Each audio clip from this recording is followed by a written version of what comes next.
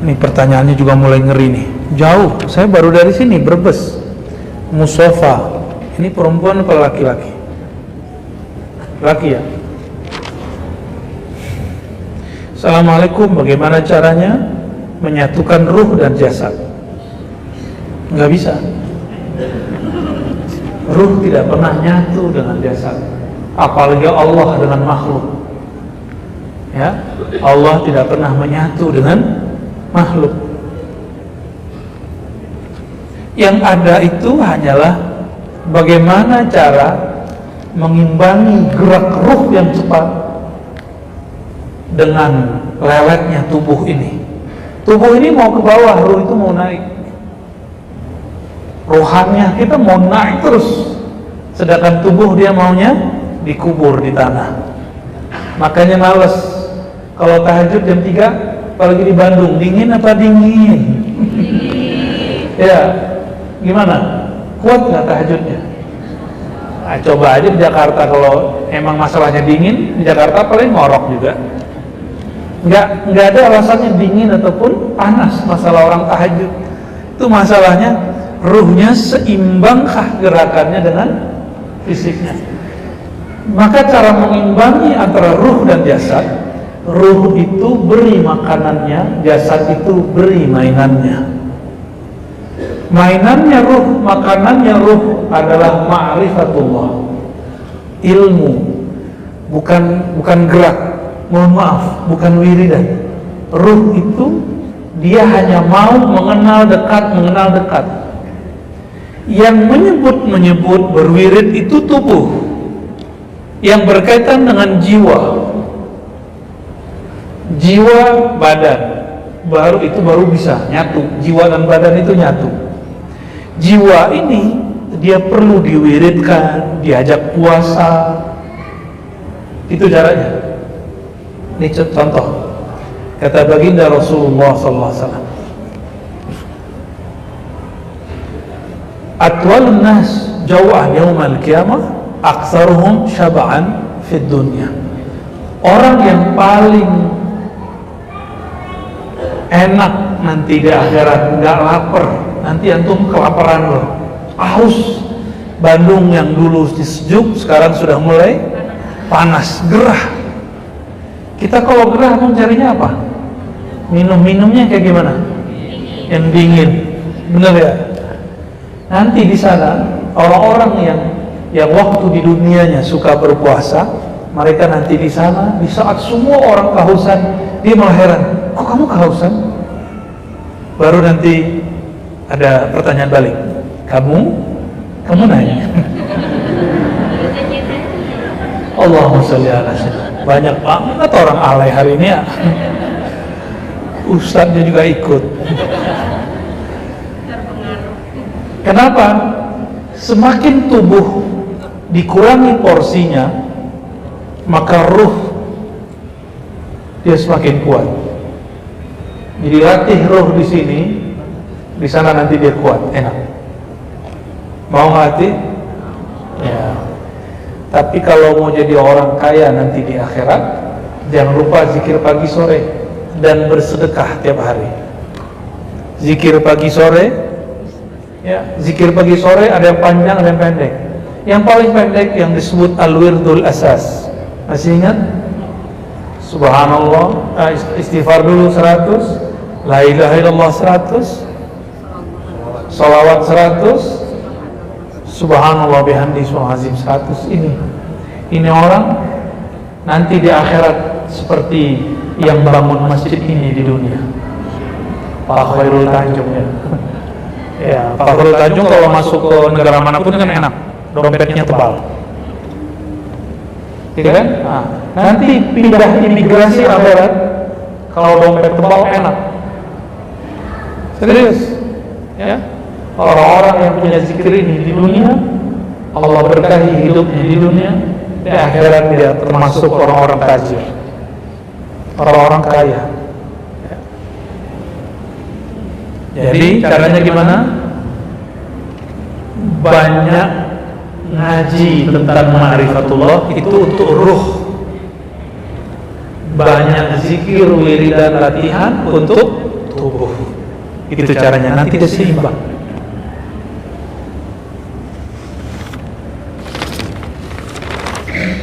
Ida F itu bacanya. Bagaimana cara menjaga istiqomah dalam ibadah? Cara istiqomah itu bahasa Arab berusaha untuk stabil. Istiqomah. Maka orang istiqomah itu bukan malaikat. Orang istiqomah itu bukan yang setiap jam 2:30 bangun, bukan. Orang istiqomah itu orang yang berusaha untuk dawam beramal. Jika ketinggalan, dia ganti secepatnya. Itu yang disebut istiqomah. Kalau sudah stabil, orangnya disebut ahlul karamah. Jadi siapakah yang disebut orang keramat? Orang yang istiqomah. Kalau ngelihat debus kan biasa, dibacok, nggak apa-apa, dibakar nggak apa-apa, makan beling nggak apa-apa, ya kan? Coba kasih bom, mati betul. Tapi ada keramat yang lebih hebat daripada debus. Di saat orang tertidur, dia bangun. Di saat orang lalai nonton TV, nonton YouTube, dia zikir pagi sore. Di saat orang asik main-main, dia malah ngaji. Orang begini lebih sakti daripada orang yang debus. Jadi nggak usah khawatir ya. Latihan istiqomah, ketinggalan qadha. Apakah Rasulullah SAW pernah ketinggalan suatu amalan? Pernah. Nabi SAW karena ngurusin umat dan istrinya 11, maka beliau pernah ketiduran. Bangunnya baru ketika iqamah. Muazin iqamah, beliau baru bangun. Dan pernah satu kali Nabi SAW masuk masjid, mau masuk keluar lagi. Beliau ternyata kelelahan dan masih dalam keadaan junub. Lalu beliau masuk dan mandi. Di sekelas Nabi SAW pernah ketiduran. Tapi setelah subuh beliau langsung sholat sunnah 2 rakaat. Ada nggak sholat wajib setelah subuh? Tidak ada. Itu namanya sholat qadha. Sholat sunatnya di qadha. Kita wajib aja nggak di qadha. Masih debat aja kan? Dulu nggak pernah sholat, terus nggak mau qadha kan, sekarang maunya dapat diskon terus, generasi diskon.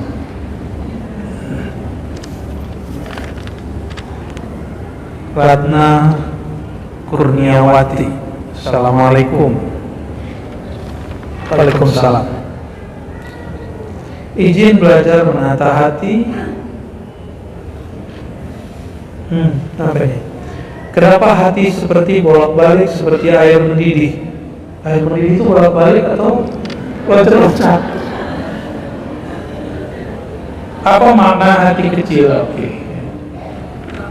Oke, Bu Rana atau Teh Ratna. Hati itu bukan seperti air mendidih, tapi seperti, pernah lihat apa namanya, kincir yang begini tuh, kincir air. Jadi berubah itu terus. Jadi kolbu polanya sudah jelas, dia seperti itu. Jadi nggak kayak air mendidih ya, air mendidih itu lagi marah nah itu. Saya lagi mendidih. Kenapa hati kok bolak-balik? Karena belum dipasang sesuatu yang dapat menguncinya. Yang dapat mengunci hati hanyalah penguasa hati. Sang penguasa hati bukanlah suami istri, bukanlah kekasih yang disebut dalam lagu dan nyanyi kekasih sejati, tapi yang mengunci hati adalah Allah Subhanahu wa Ta'ala. Jadi apabila kalbu itu gelisah bolak-balik, dia harus diberikan nama yang punya kalbu si hati itu. Siapa yang punya kalbu ini? Allah. Makanya dikatakan qalbul mu'min baitullah. Qalbu orang beriman itu rumah milik Allah. Seperti masjid. Bukan bangunan ini penanda itu masjid, tapi ketika ada orang sujud di sini, itulah tanda dia masjid. Mungkinkah ada, sudah pernah lihat bekas gereja jadi masjid? Bentuknya seperti gereja, tapi dia tempat sholat Jumat. Maka bukan kubah itulah yang disebut masjid, bukan kaligrafi. Ini budaya orang bikin masjid. Masjid itu tempat mengingat Allah. Maka ada masjid yang zahir, ada masjid di dalam diri, namanya qalbu. Orang-orang yang disebut berniat, itu artinya dia sedang menyalakan nama Allah di dalam qalbunya. Itu yang disebut berniat. Jadi kenapa sholat, zikir, hati masih melayang kemana-mana? Karena nama Allah belum dimasukkan ke dalam qalbu ketika hendak bertakbir. Belajar zikir qalbu ya. Di Bandung dan sekitar dulu banyak ahli zikir. Walaupun sekarang zikir-zikir ini sudah mulai ada yang membid'ahkan. Udahlah, saya udah males bahas-bahas bid'ah, udah khatam ya. Sebelum pandemi udah khatam, udah jarang bahas bid'ah. Sekarang kalau ada orang undang minta bahas bid'ah, saya kirim orang lain. Udah males ya. Apa? Ngeri kali kan? Akan ngeri kali. Allahumma sholli ala sayyidina Muhammad. Karena qalbu belum kuat, maka duduklah bersama orang yang kuat qalbunya. Tapi ingat, guru bukanlah nabi. Maka jangan pernah kultuskan guru, jangan pernah anggap guru itu suci. Satu saat jika antum melihat guru itu diuji dengan kesalahan, jadi ujiannya guru itu kesalahan. Dia salah, dia berdosa, dia salah adab, itu ujiannya guru. Murid sedang diuji, apakah dia tetap berguru atau dia kemudian meninggalkan atau bahkan berkhianat kepada gurunya. Masa sih ustaz begitu? Pernah ngomong gitu? Berarti kita menempatkan ustaz seperti malaikat atau nabi. Itu gak fair. Guru itu masih manusia, jadikan dia manusia ya. Yang di depan nih, ini masih ada waktunya.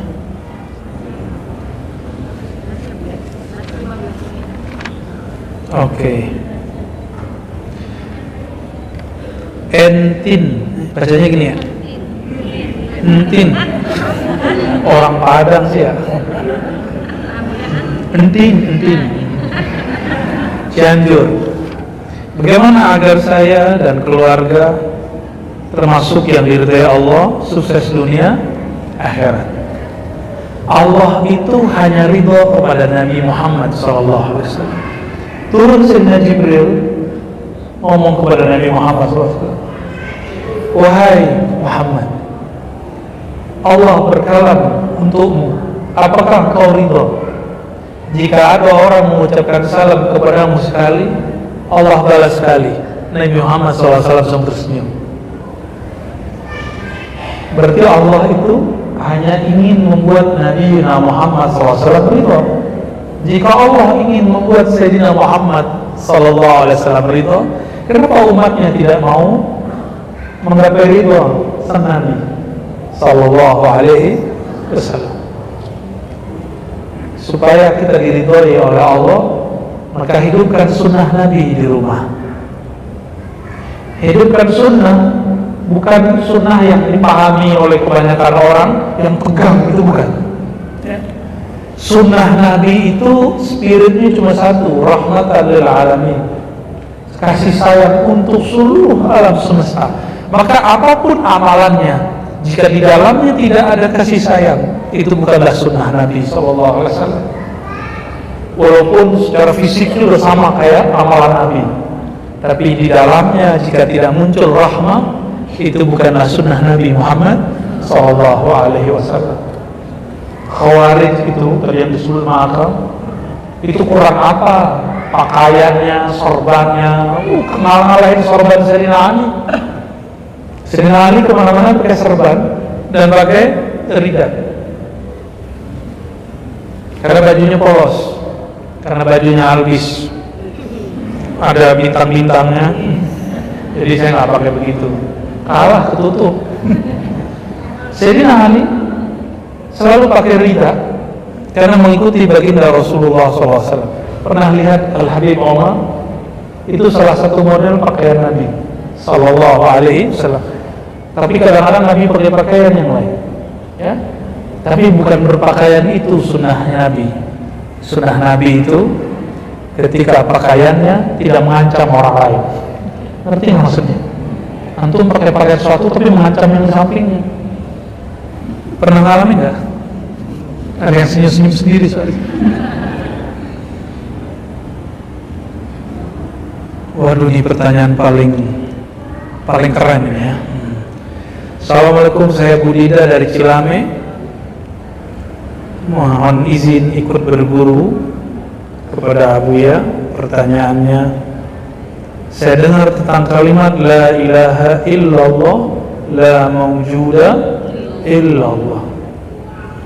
Ini tidak untuk dibaca tapi cukup di hati. Mohon penjelasannya. Ya, ada La ilaha illallah. La ilaha illallah disebut dengan zikir tahlil, disebut juga dengan zikir tauhid. Oleh orang-orang ahli zikir disebut dengan zikir nafi isbat. Nafi menafikan. Apa arti menafikan? Meniadakan. Isbat menetapkan. Afdhalu zikri la ilaha illallah. Bagi ahli wirid disebut dengan sultan zikir. Rajanya zikir la ilaha illallah. La ilaha illallah di dalam Al-Quran ada banyak jenisnya. Ada la ilaha illallah. Yang kedua ayat kursi, Allahu la ilaha illa hu. Yang ketiga Sayyidina Yunus di perut ikan, la ilaha illa anta. Dan Sayyidina Musa, karena yang paling dekat sama Nabi Muhammad SAW nanti di akhirat, Nabi Ibrahim, Nabi Musa. Apa zikirnya? Allah berkalam kepada Sayyidina Musa, Innani anallah, surat Thaha. Wahai Musa, sungguh akulah Allah itu. La ilaha illa ana. La ilaha illa ana. Ini salah satu pemaknaan la mawjuda illallah. Ini tidak boleh dibaca dalam keadaan sadar dengan lisan. Orang yang membacanya maka dia tergelincir dalam bab rohani. Bagaimana dia mengatakan la mawjuda illallah, tiada yang wujud kecuali Allah? Akan wujudnya? Wujud itu ada. Ini ada nggak? Ar-Razi ada nggak? Kalau tidak ada yang wujud kecuali Allah, berarti wujud Ar-Razi wujud Allah dong. Ini Allah nggak? Bukan. Ini Allah? Bukan. Orang-orang yang mengallahkan dirinya, ya, ini bahaya. Kalau saya ambil kopiah mancung nih, terus saya bilang ini punyaku, dia marah kan? Oh itu bukan punya kamu, itu punyaku. Punya motor di luar, terus saya ambil, saya pinjam sebulan ya Kang ya. Tapi setelah sebulan saya datang, Kang kan udah sebulan jadi punya saya ya. Kan minjemnya udah lama. Emang ada kaidah minjem kalau lama berarti punya kita? Ya, banyak yang begitu tuh. Kalau udah lama dia nggak mau balikin. Jika milik makhluk tidak boleh diakuisisi, apalagi milik wujud alam ini milik Allah, bukan Allah. Maka jangan anggap diri kita ini Allah. Kita ini ciptaan Allah, udah selesai. Tapi kalau belajar ma'rifat nanti ada tingkatannya. Al-jismu fi'lullah, al-qalbu ismullah, as-sirru sifatullah, ar-ruhu amrullah. Mau diterjemahin? Tubuh ini perbuatan Allah, fi'il Allah. Alam ini perbuatan, qalbu ini nama Allah, lautan nama Allah. Jadi zikirmu sebanyak apa aja nggak cukup, nggak akan cukup zikir sebanyak apapun. Maka jangan pernah merasa banyak zikir. Yang ketiga, as-sirru, sir rahasia yang ada di dalam diri disebut dengan sifatullah, tempat Allah memancarkan sifatnya. Waruhu amrullah, sedangkan ruh adalah rahasia Allah. Jangan sebut zat Allah. Di sini kelirunya orang belajar ma'rifatullah, disebut ruhnya zat Allah. Akhirnya dia jadi Tuhan. Ini ngelewatin Fir'aun. Kecuali dia sedang mabuk bertuhan, disebut dengan sakar atau al-mahwu wal fana, orang yang sedang fana dalam cahaya Allah Subhanahu wa taala. Maka orang-orang seperti ini dimaklumi, seperti Syekh Siti Jenar, Al-Hallaj. Namun karena mabuknya sudah sampai semerbak keluar, wali-wali yang mengerti bahaya ini mesti eksekusi mereka, meskipun sebenarnya ada cara lain. Wallahu alam, itulah nasib mereka, ya.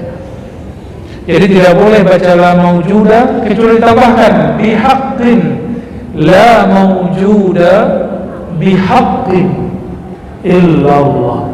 Tidak ada yang wujud secara hakiki, maksudnya yang dia ada dengan dirinya sendiri. Kita ada bukan dengan diri kita sendiri. Ini kajian akidah, bukan kajian tasawuf. Kita ada karena diciptakan. Maka kita sebut la maujuda bihaqqin illallah. Nah, dan bocoran terakhir, kali ini pertanyaan terakhir yang nggak mungkin saya bacakan semua. Imam Al-Ghazali dalam kitab Ihya Ulumuddin jilid keempat tentang kitab Tawakkul wa Tauhid, beliau menyebutkan tingkatan orang baca la ilaha illallah. Pertama, la ilaha illallah tauhid orang munafik. Lidah baca la ilaha illallah, hatinya kemana-mana, ya. Allah kok diteriak-teriakin? Ada yang ngomong gitu gak? Allah mau nggak tuli, ngapain diteriak-teriakin? Tuh, hati-hati yang ngomong begitu tuh, ya. Nabi sebut orang begitu munafik. Ketika ada orang berzikir keras, lalu orang munafik di Madinah mengatakan, ya Rasulullah, itu orang munafik tuh. Apa kata beliau kepada Sayyidina Umar dan lainnya?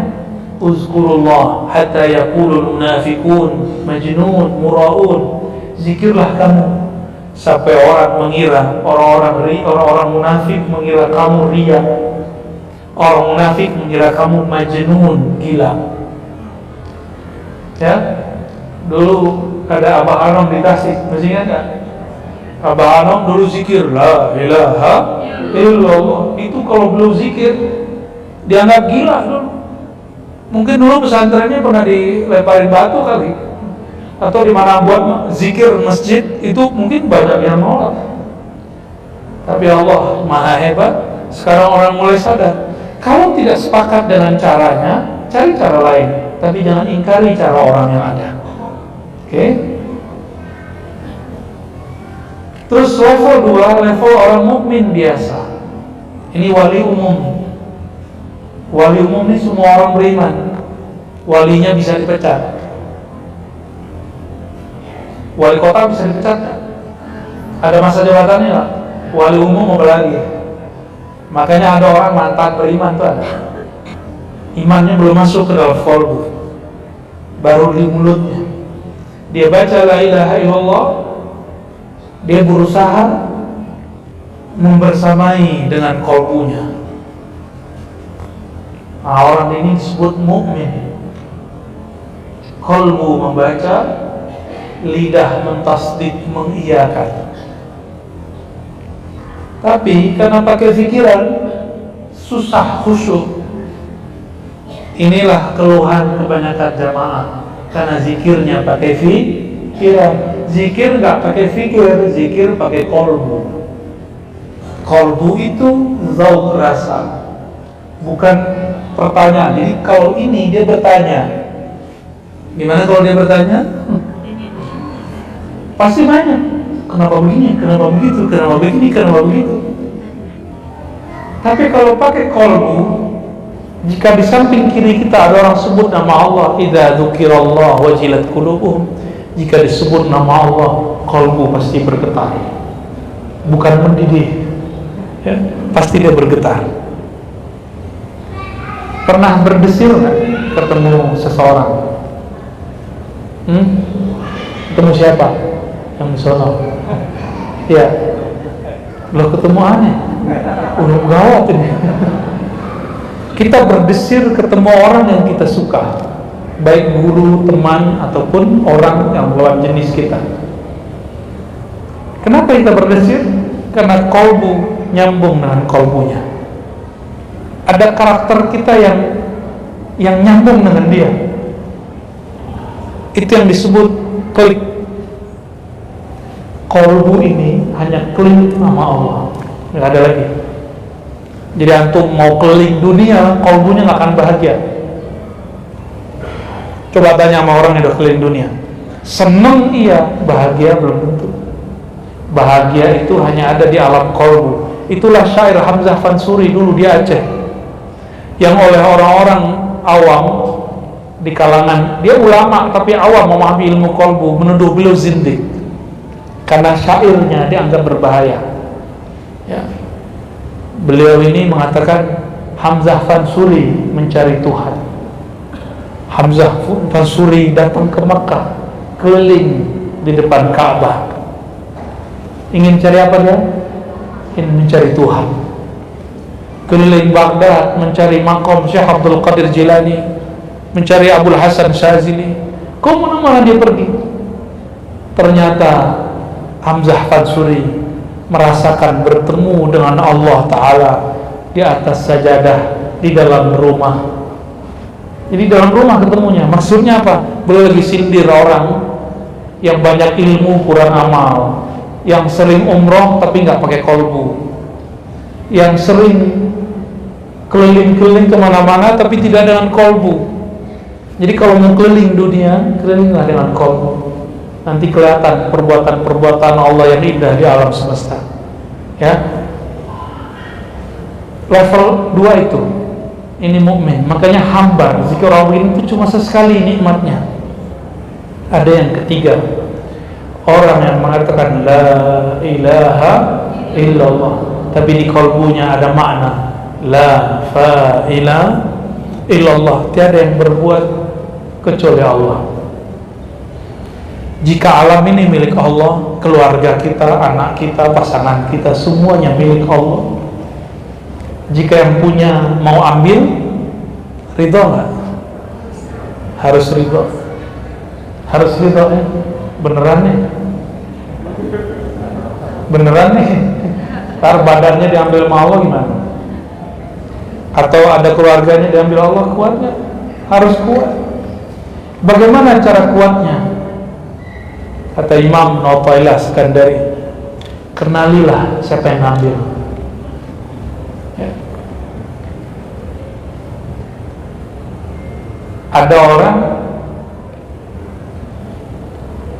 disuruh menjaga bangunan, kita sebut teman-teman security. Dia ketika ada orang masuk, dia perhatikan ini aman atau tidak. Ya.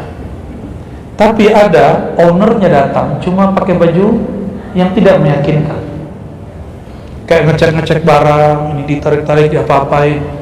Sang security ingin menjaga titipan. Sebenarnya yang punya lagi ngecek, yang security ini perhatian atau tidak, dia melaksanakan tugas atau tidak. Maka pura-pura diambillah satu barang dan segala macam. Security-nya marah, hei, itu ada yang punya, bukan kamu yang punya, balikin, yang gitu, benar nggak? Itu karena dia tidak kenal, ternyata orang ini yang punya. Benar ya? Teman-teman security itu banyak jasanya, tapi mereka terhijab oleh pakaian sama kendaraan. Benar nggak? Kalau datang pakai motor butut, gak diloleh sama dia. Pakai mobil biasa, lu pakai sono. Tapi kalau mobilnya di atas 500 juta, silakan Pak, ya kan? Itu hijabnya security.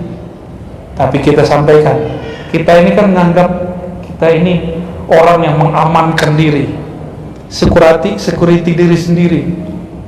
Tapi ingat, ini bukan punya kita. Jika yang punya nanti mau ambil, kita nggak kenal, nanti tarik-tarikan, itulah yang disebut dengan sakaratul maut. Jiwanya masih mau di sini, ruhnya mau diambil. Itulah sebabnya kenapa ada orang mati begini terus, karena tarik menarik. Tapi jika dia sudah tahu siapa yang menjemput, bahwa yang jemput adalah yang punya tubuh ini, ruh ini, malah dia ngundang, kapan kamu mau datang? Imam Bukhari ngundang malaikat maut. Dia doa, ya Rabb, aku sudah tidak sanggup dikejar-kejar oleh pemerintah yang zalim. Dulu memang zalim beneran. Imam Bukhari diundang ke istana, nggak mau. Diundang tiap hari private ngajar anaknya ilmu hadis. Hadis itu adabnya, murid datang ke guru. Maka dia bilang, wahai Tuan Raja, jika engkau anakmu mau jadi ahli hadis, suruh dia datang ke masjidku. Tersinggung rajanya, maka dia diancam bunuh. Jadi bukan, kalau di Indonesia kan ceramah hujat-hujat pemerintah juga masih hidup tuh kiainya. Ya, di Bandung waktu 2016 sampai 19 kiainya masih hidup kan? Yang gebrak-gebrak mimbar, ya, yang kampanye di atas mimbar, tuh karena menghinakan mimbar dengan politik kekerasan. Walaupun bawa nama Islam, maka Allah tidak menangkan kita. Itu sebabnya saya nggak pernah kampanye di mimbar. Saya nggak pernah menjadikan agama itu kendaraan politik, walaupun saya mendukung seseorang. Tapi kita nggak pernah memisahkan agama dengan politik. Politik pisah dari agama, politikus menjadi tikus. Tapi kalau politik diagamakan, beda politik, orang menganggap beda agama. Beda coblosan, orang anggap beda agama. Sudah terjadi di Indonesia kemarin, dan luka itu masih ada di wajahnya antum siang ini, ya. Yang dicoblos sudah jadi menteri kan?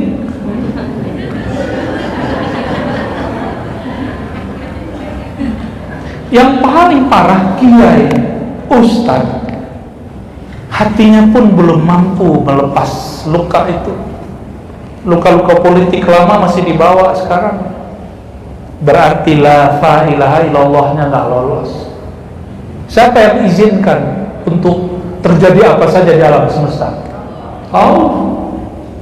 Maka jika itu terjadi, amalkan yang kita sering amalkan sedari kecil. Raditu billahi rabba wa bil islami dina wa bi sayyidina Muhammadin nabiyya wa rasulullah. Ya Allah, aku ridha apapun ketentuannya. Rabba artinya yang mengatur alam. Apakah yang terjadi itu tidak diatur Allah? Diatur Allah. Itu pelajaran hebat. Jangan agamakan politik. Tapi politik harus diluruskan dengan agama, itu baru benar. Jangan mempolitisasi agama. Nanti la ilaha illallahnya nggak nyampe. Orang-orang begitu tidak akan menikmati zikir la ilaha illallah, nggak akan menikmati, ya. Dan paling tinggi kata beliau sesuai yang ditanyakan Imam Ghazali, jika orang itu sampai kepada makom fana, hilang kesadaran dirinya. Allah nanti mengenalkan dirinya kepada orang itu.